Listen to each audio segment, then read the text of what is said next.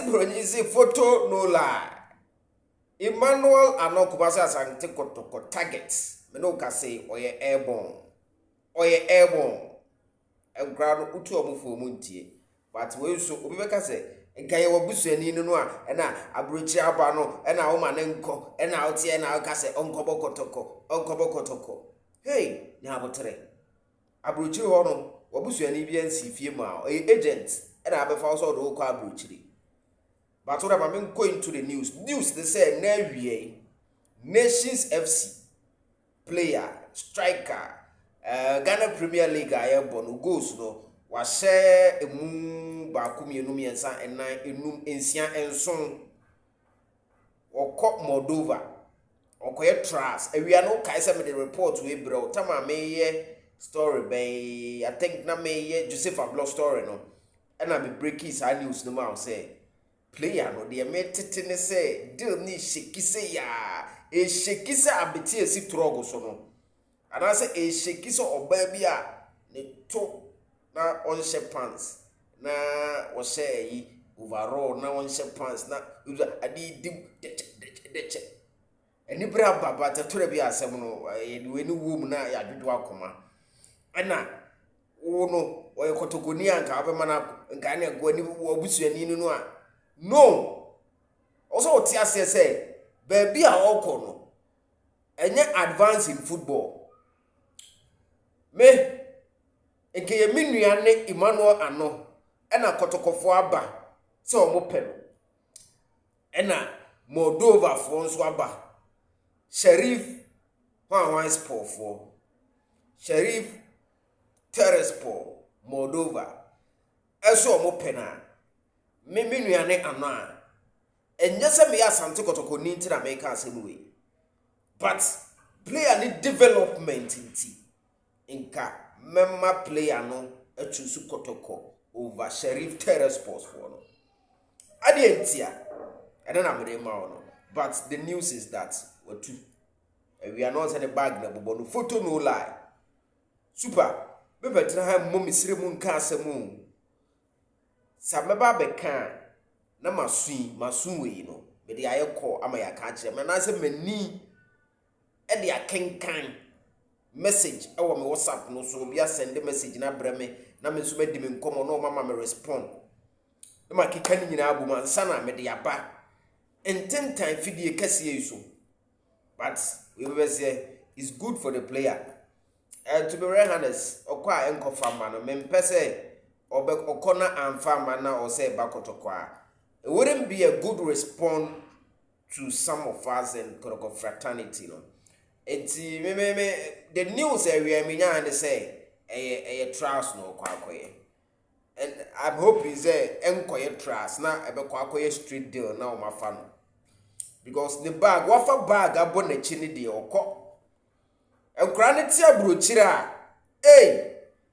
Eti said the madam fu bi wo hu oba akoko no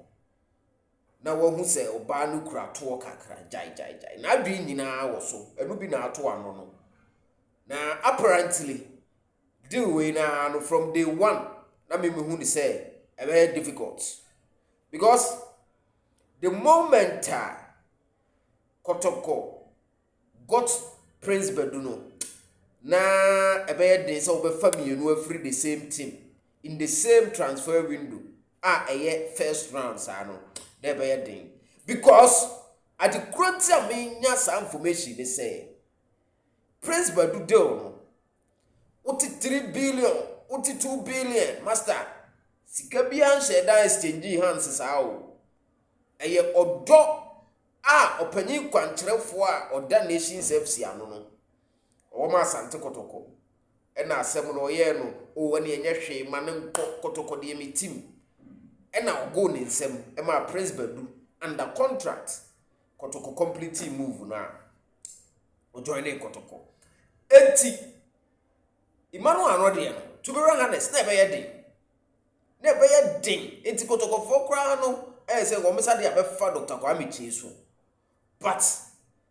agent for no and the management Kennedy Boachi and Samun so a dinkomo because Kennedy Boachi and Samun so na run the club no and the agent for no the nam management also say per player ne statistics no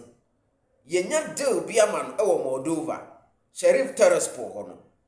asika no eya ne sa yesi enyenyenyenye ne nche pede abrochire sika na eba Ghana onane a emu odu abrochifo amo hweme tore bi anoma woya kakra ma be bronyen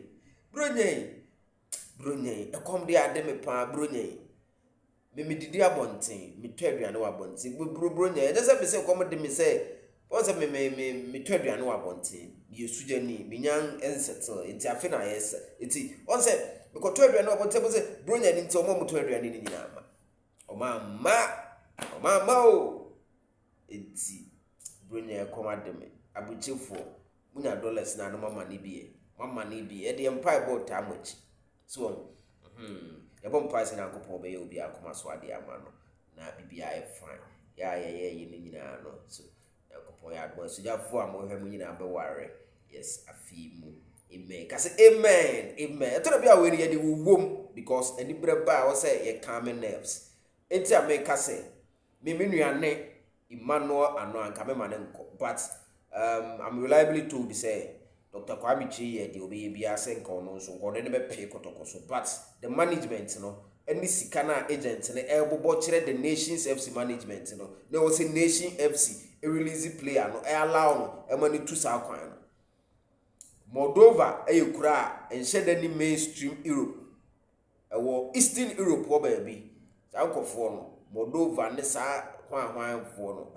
cha pa enya sam ketua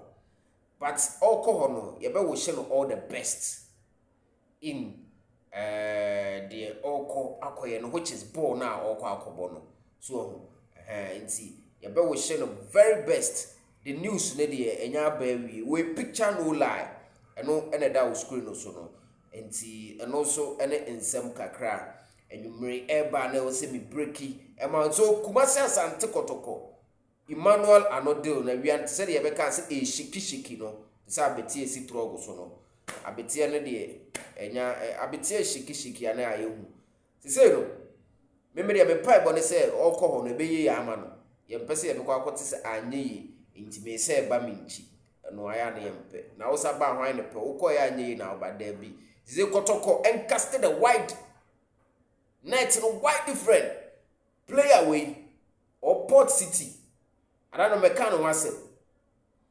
Kobla Junior or a very good striker and a Kotoko ye player or United young fano